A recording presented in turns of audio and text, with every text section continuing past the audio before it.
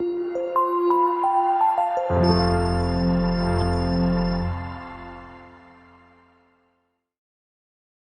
are the pros and cons of a dental implant surgery? Mostly, I would say there are pros are more for the dental implant placement. Cons are just the limitations of the dental implants. Okay, because they are the most durable and effective dental treatment which we have come up with nowadays. They have been so popular because of their durability. So first pro is the most durable dental treatment if maintained properly. Second is they have very good patient compliance because patient will take the minimal of the time to accept the results because they are very favorable in considering the functional aspect, the cosmetic aspect.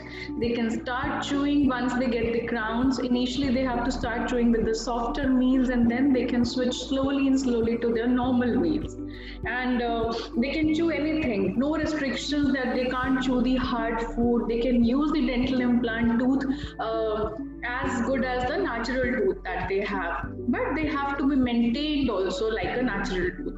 In cosmetic areas it restores the natural smile in a lovely way, and none of the adjacent teeth are harmed. This is also a very good thing because implant doesn't take support from any of the adjacent tooth. It's an independent restorative method, and it retains your jaw bone also. That means you are not losing your bone. It will hold the bone in place the same way the natural root is holding the bone, right? So now if we comes to the cons part of it, the limitations of the treatment planning are, first of all is yes, the cost. I always say a lot of time and money is invested in getting the dental implants, because once we put the dental implant, your time also that the patient is giving to us, that matters a lot, because at least 3 months will be needed to restore the dental implant. We can't put a tooth onto it immediately. Second is the financial planning that a patient has to do according to the number of implants they need.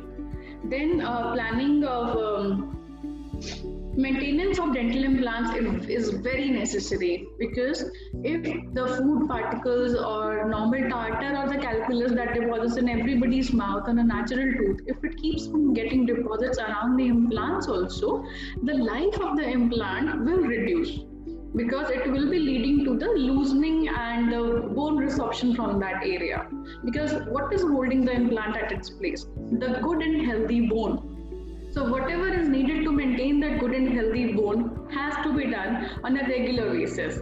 So getting the cleaning sessions done every year, getting a regular checkups done with the x-rays every year is mandatory after the implants.